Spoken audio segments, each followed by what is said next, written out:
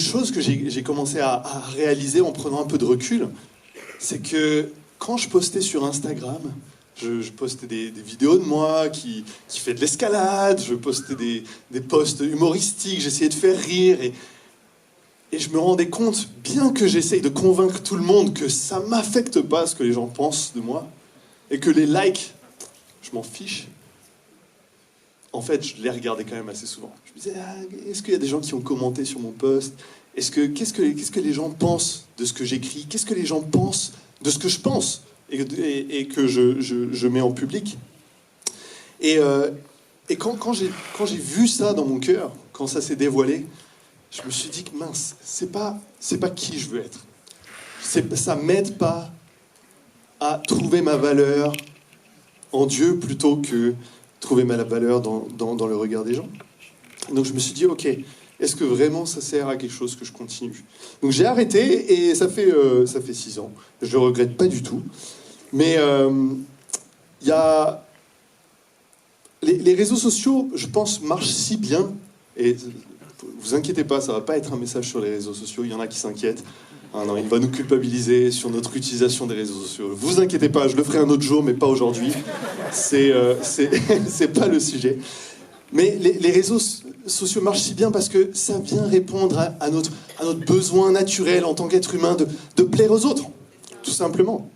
Et pourtant, ce qui est aimé, bien souvent, c'est pas tant nous-mêmes, mais c'est l'image qu'on projette de nous-mêmes. Quand j'étais sur Instagram, je montrais toutes les belles choses dans ma vie, et voilà, mes amis, l'escalade et les succès, et voilà, les choses qui étaient bonnes. Mais je parlais jamais, je montrais jamais des photos de moi qui est en train de manquer de respect à mes parents. Je postais pas sur moi qui est indiscipliné, Bref, je postais ce que je choisissais, je montrais aux autres ce que j'avais envie de montrer, tout simplement. Et finalement, on va lire l'histoire d'une femme aujourd'hui. Et cette femme, elle a vu sa vie exposée malgré elle. Et ça, c'est une des choses les plus dures qui peut se passer. Une des épreuves les plus dures, c'est que nos secrets soient dévoilés. On va aller en Jean 8, si vous voulez bien me suivre. Vas-y, Bonin. Vous pouvez ouvrir vos Bibles en Jean 8. On va lire à partir du verset 1.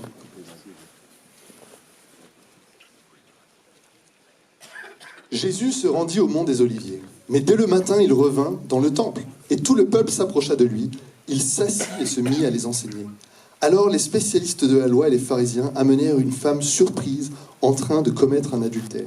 Ils la placèrent au milieu de la foule et dirent à Jésus, « Maître, cette femme a été surprise en flagrant délit d'adultère. Moïse, dans la loi, nous a ordonné de lapider de telles femmes. Et toi, que dis-tu » Il disait cela pour lui tendre un piège afin de pouvoir l'accuser. Mais Jésus se baissa et se mit à écrire avec le doigt sur le sol. Comme il continuait à l'interroger, il se redressa et leur dit « Que celui d'entre vous qui est sans péché jette le premier la pierre contre elle. » Alors cette phrase, elle est bien connue. Celui qui est sans péché jette le premier la pierre. Et l'ironie de cette phrase, finalement, que Jésus dit, c'est que s'il avait vraiment suivi ce qu'il disait, il aurait pris une pierre et il l'aurait jetée sur cette femme. Il était le seul qui pouvait, de toute cette foule, finalement jeter une pierre. On va voir un peu plus tard, si vous ne l'avez jamais vu, on va voir s'il va vraiment jeter une pierre ou pas. Mais la première chose qu'on apprend sur Dieu dans ce passage, c'est que il n'a aucun désir, Dieu n'a aucun désir de nous jeter une pierre. C'est pas ce qui lui fait plaisir. Et des fois, on a du mal à s'imaginer ça. Quand on pense à Dieu, quand on pense à ce qu'on fait dans notre vie, on a l'impression d'avoir quelqu'un devant nous qui va balancer une pierre sur nous, parce qu'il n'aime pas ce qu'on fait. C'est pas le cœur de Jésus, c'est pas le cœur de Dieu ici. Cette femme, ce qu'elle a vécu ici, c'est extrêmement douloureux. Imaginez-vous des personnes qui sont en train de décider si on va vous exécuter, Mais en plus, elle n'a rien demandé. Tous ses secrets ont été dévoilés au grand public. Et je pense que c'est la phobie de beaucoup de personnes. Beaucoup de personnes préféreraient mourir que de voir leurs secrets dévoilés. Moi, j'ai eu beaucoup plus de chance que cette femme. Je me souviens de la toute première fois que mes secrets ont été dévoilés. Et c'était, je dis j'ai eu beaucoup plus de chance parce que c'était ma décision. C'était pas la décision de quelqu'un d'autre d'exposer qui je suis, mais c'était ma décision. Et ça, c'était, j'avais 13 ans. J'avais décidé de commencer à étudier la Bible. Je voulais connaître plus, je voulais savoir qui est Jésus. Et donc pour ceux qui connaissent, j'ai étudié la Bible avec Thierry Fender, qui à 13 ans, on passait du temps toutes les 2 semaines ensemble, on ouvrait la Bible. Et quand j'ai compris que Dieu n'avait pas un désir de me jeter une pierre dessus, ça m'a libéré. Je me suis dit, ok. Et j'ai l'impression que Thierry non plus, c'est pas ce qu'il a en tête. Et donc j'ai décidé de me confier entièrement. Pour la première fois de ma vie, en 13 ans, déjà on accumule pas mal de secrets. Il y avait pas mal de choses dans ma vie que je gardais seulement pour moi.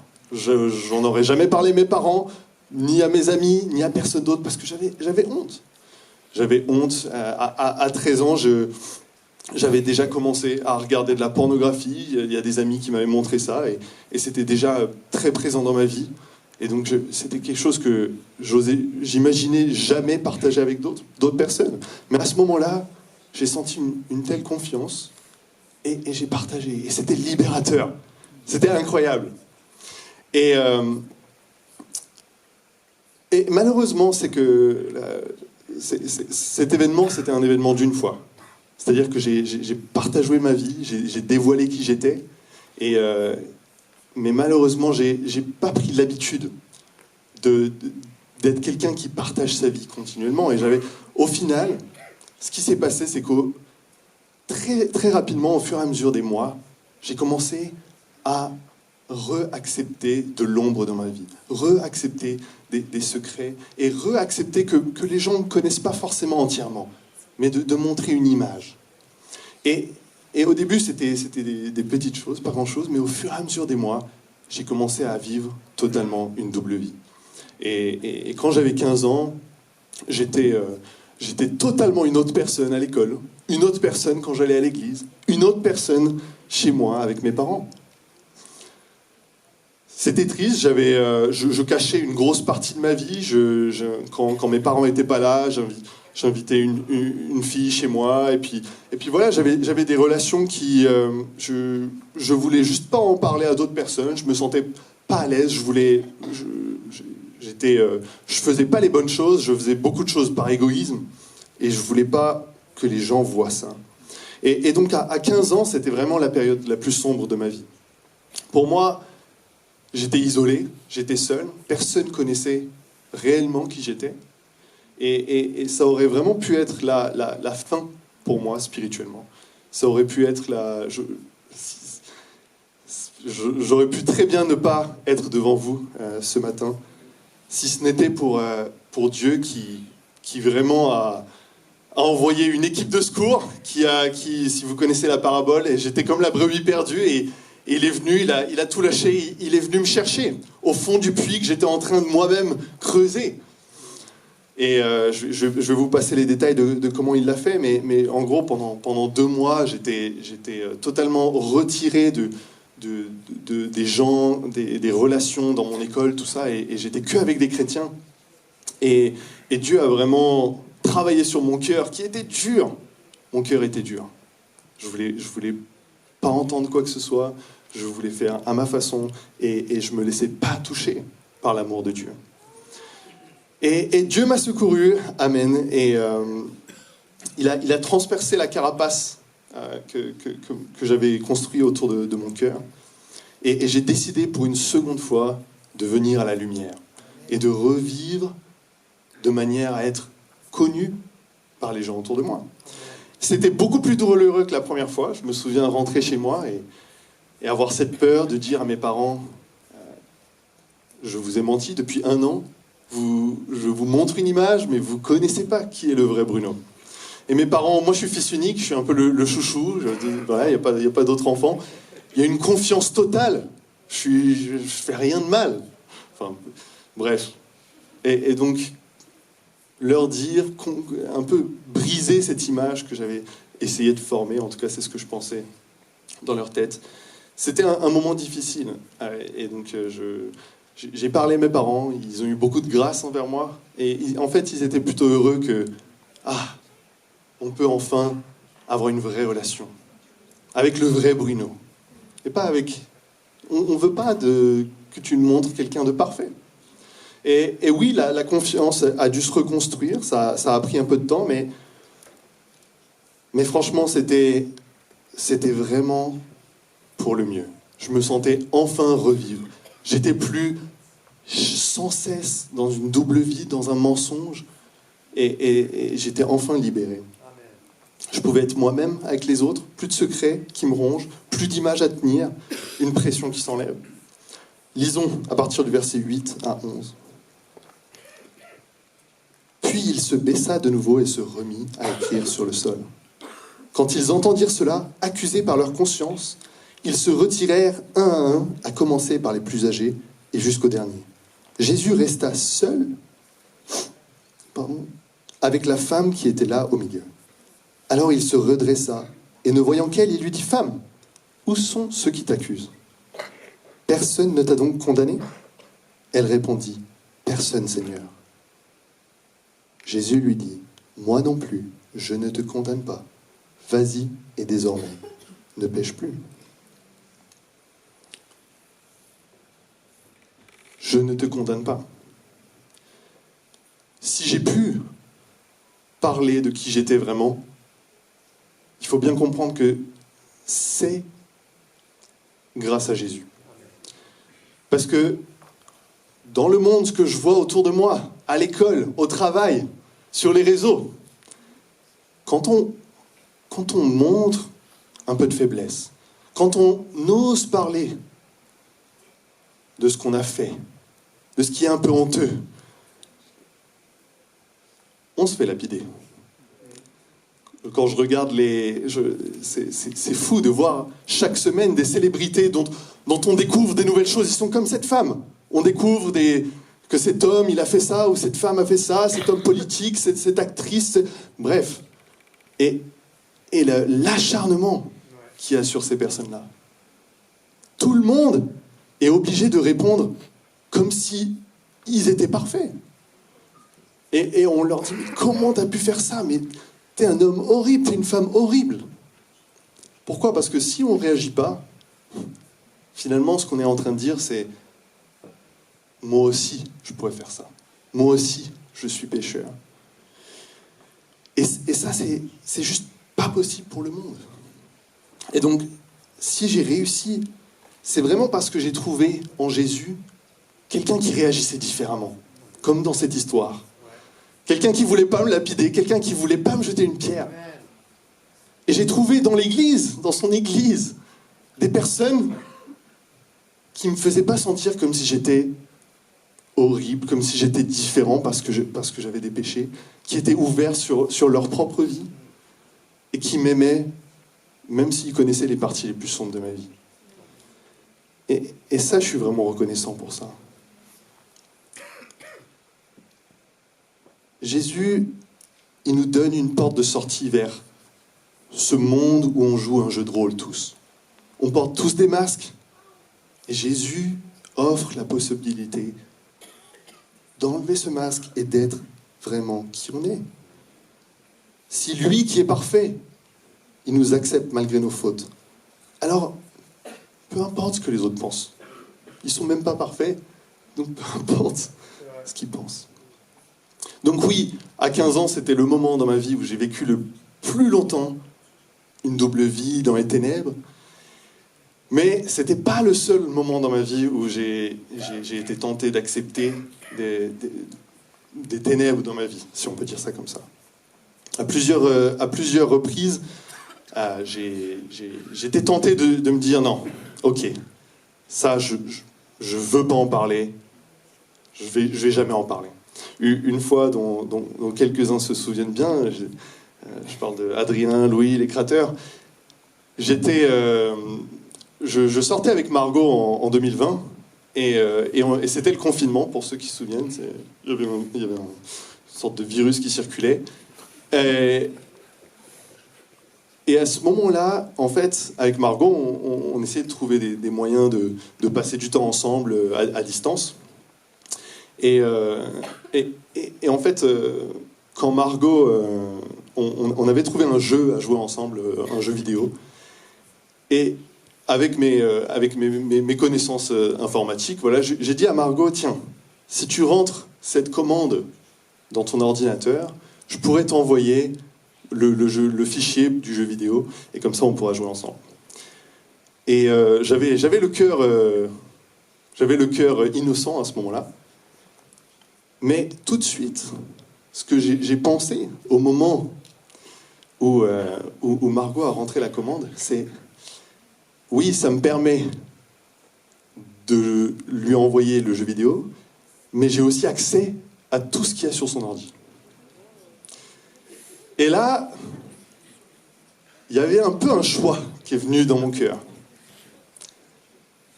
Bruno, si tu es un peu curieux, peut-être tu peux aller voir, et peut-être tu vas trouver des choses, peut-être tu vas trouver des photos, des choses qui plairaient à ta chair.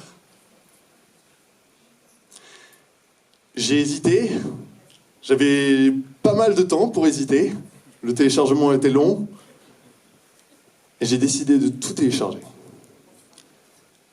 J'ai rien regardé, j'ai joué avec Margot comme si de rien n'était, alors que toutes ces photos étaient dans mon ordi. C'était toujours pas trop tard, on a arrêté de jouer, je pouvais tout supprimer, lui dire, écoute, j'ai fait ça, mais j'ai rien regardé. Mais non. Ce que j'ai décidé à ce moment-là, j'ai décidé de trahir sa confiance, j'ai décidé d'écouter mes désirs et ma chair, et je suis allé sur toutes ces photos. Dieu merci, j'ai rien trouvé de compromettant, elle garde rien. Grosse surprise. Mais à ce moment-là, qu'est-ce que je me suis dit ? Jamais je ne parlerai de ce que j'ai fait. Ça va mourir à la tombe avec moi. Voilà, maman qui va m'écouter sur YouTube, voilà, c'est ça ton fils. Et mais c'est vrai, à ce moment-là, je me suis dit, avant de dormir, je peux pas parler de ça. C'est dingue d'avoir fait quelque chose comme ça, c'est tellement sale. Et j'ai essayé de dormir, tant bien que mal. Je me suis relevé le matin, et il s'avérait que ce matin même, c'était un matin où j'avais un rendez-vous sur Zoom avec quelques frères. Il y avait Louis, Adrien, les créateurs et Tom. Et on commence à prier. Et au bout de quelques mots, je me dis, merde, je peux pas. J'arrête le frère qui prie. Je sais pas c'était qui. Je dis, les gars, j'ai besoin de vous partager quelque chose. Hier, j'ai vraiment fait quelque chose de très mal. J'ai trahi la confiance de Margot et j'ai tout expliqué. Et c'était dur d'affronter un peu le regard de mes frères. Ils me regardaient avec amour, mais avec... Ah, quand même. Ah, d'accord. Et en tout cas, c'est ce que je ressentais. Je suis sûr, il dirait pas ça, mais bref. Et je vous raconte ça parce que j'ai eu une nuit. J'avais eu des mois à 15 ans de ténèbres. J'avais une double vie pendant des mois. Et cette fois-ci seulement une nuit. Et Dieu merci. Et la différence, c'est que j'avais pris depuis l'habitude de passer du temps avec des frères, d'avoir des frères proches qui me connaissent, qui connaissent tout de ma vie. Que je sais, ils vont m'aimer même malgré mes pires fautes. Qui vont me rappeler de l'amour de Jésus. Qui vont me rappeler que le sacrifice de Jésus a été fait en connaissance de cause. Jésus savait, quand il est allé à la croix, que j'allais pécher, que j'allais faire du mal autour de moi. Mais il y est quand même allé. si j'avais pas partagé ce jour-là, c'est bien possible que je ne sois pas devant vous aujourd'hui. C'est bien possible que je ne sois pas marié. C'est bien possible, je pense que j'aurais petit à petit accepté de plus en plus de ténèbres, plus en plus de secrets, et jusqu'à ce que la honte, je ne puisse plus la supporter. Je serais parti, j'aurais pas pu pointer du doigt, j'aurais quitté Dieu, j'aurais quitté l'Église, j'aurais pas pu pointer du doigt Dieu, parce que Dieu c'est Dieu, et qu'il a raison. J'aurais pas pu me pointer du doigt moi-même, parce que j'ai besoin d'essayer de défendre ma conscience. Donc j'aurais pointé du doigt les autres. J'aurais dit, c'est les frères et sœurs, c'est l'Église. J'aurais trouvé des raisons, mais je serais parti, parce que ma honte serait trop grande. Je serais totalement mort spirituellement aujourd'hui. Je suis reconnaissant d'avoir changé mes habitudes, d'être resté à la lumière. La question, pourquoi Dieu veut-il qu'on vienne à la lumière? Pourquoi Dieu ne veut pas qu'on garde des secrets dans notre cœur? Et ça, la réponse pour moi, elle est au verset 11. Moi non plus, je ne te condamne pas. Vas-y et désormais, ne pêche plus. Parce que quand on vient à la lumière, quand on accepte la grâce de Dieu, alors que, de même que Jésus, il a mis fin aux accusations des pharisiens à ce moment-là, vers cette femme. De même, Jésus, quand on vient à la lumière, il met fin aux accusations de Satan contre nous. C'est à la lumière qu'on peut vraiment accepter la grâce de Dieu. Quand on n'est pas à la lumière, on se demande toujours, est-ce que Dieu, dans un sens inconsciemment, est-ce que Dieu, il m'aime vraiment, ou est-ce que Dieu, il aime l'image que je donne? Mais quand on est à la lumière, on est convaincu que Dieu, il sait exactement tout. Amen. Même s'il savait déjà. Et donc on peut vraiment accepter sa grâce. Waouh, ouais, je suis pécheur. Je suis loin d'être parfait. Mais il m'aime quand même. Amen. Dans les ténèbres, Satan, il y a un frère t'a dit, il aimait bien dire les ténèbres et les pensées, c'est le terrain de jeu de Satan. C'est là que Satan nous fait douter. Il nous fait douter que Dieu nous aime vraiment. T'as vu ce que t'as fait quand même? Là t'as un peu atteint une limite. Là, non. Les gens vont te juger, les gens vont pas t'aimer, et surtout Dieu va pas t'aimer. Mettre à la lumière, c'est le début de la guérison. Amen. Dis-le. Mais pourquoi j'ai relu le verset 11? C'est Jésus, il ne s'arrête pas là. Jésus accepte cette femme, lui montre que il la condamne pas, il la juge pas, il l'aime quand même. Mais il lui dit, vas-y, désormais, ne pêche plus. Et ça, c'est le but final. Amen. Si Dieu veut qu'on vienne à la lumière, c'est pour opérer un changement. Il nous accepte comme on est, exactement comme on est. Il nous aime, peu importe ce qu'on fait. Mais il désire nous transformer à son image. Il ne veut pas qu'on reste là où on est. Amen. Et moi, c'était finalement ce qui était le plus dur quand j'avais 15 ans. Oui, je voulais protéger ce que les gens voyaient de moi. Mais avant tout, je ne voulais pas changer. Je voulais rester dans mes manières de faire. Je voulais continuer ma vie comme elle était. Et donc, j'étais pas prêt à partager ma vie. Parce que je savais que j'allais être appelé à changer. Et donc, là, le jour où je suis venu à la lumière, c'était le jour où j'ai compris, ok, Dieu a une meilleure vie pour moi. Et je suis prêt à la saisir. Peu importe les coups que ça va me demander. Et la différence, c'est qu'ici, cette femme, elle n'a pas été exposée. Elle a été exposée malgré elle, n'est-ce pas? Et je souhaite ça à personne. Je vous encourage fortement, s'il y a des choses à exposer, à le faire vous-même. Ne pas attendre que quelqu'un l'expose. Mais Dieu peut travailler dans les deux cas. Ça va être plus dur pour nous, pour notre cœur, si on est exposé sans s'y attendre. Est-ce que vraiment on va changer pour Dieu? Est-ce qu'on va changer vraiment ou est-ce qu'on va changer pour le regard? Ça va être compliqué. Mais en tout cas, c'est possible. Et c'est possible qu'à la lumière. Et donc cette histoire qui commençait comme le pire cauchemar de cette femme, je pense qu'elle a fini comme finalement le tournant le plus important de sa vie.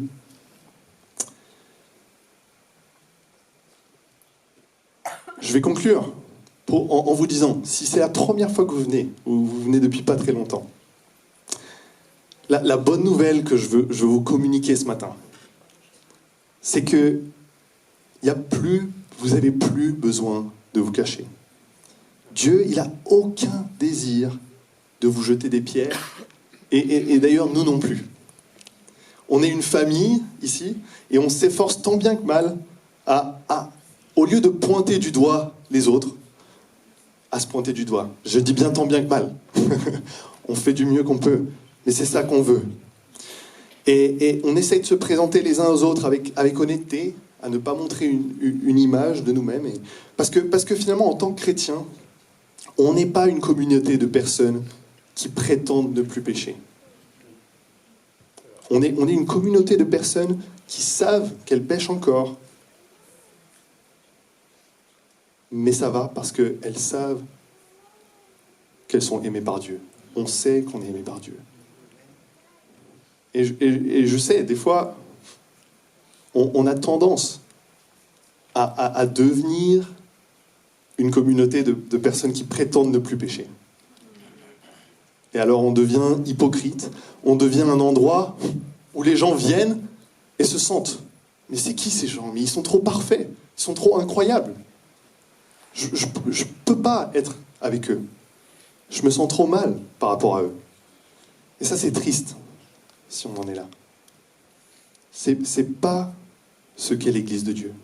Et c'est pour ça, si on veut garder cette atmosphère, cette famille où on peut vraiment être nous-mêmes, il faut qu'on s'efforce de partager les uns aux autres notre vie, d'être réels les uns aux autres, parce que c'est contagieux. Ce qui m'a aidé à partager ma vie, c'était de voir Louis partager sa vie, de voir Adrien partager sa vie. Je me disais, mais waouh, comment ils peuvent être aussi honnêtes avec moi? Si vous êtes jeune chrétien, vous êtes venu à la lumière une première fois, c'est sûr. En devenant chrétien, c'est obligé. Mais est-ce que vous en avez fait une habitude? Est-ce que c'est toujours le cas? 6 mois après, un an après. Si vous êtes chrétien depuis 5 ans, 15 ans, 30 ans, peut-être vous êtes venu à l'église ce matin avec un masque. Enlever ce masque.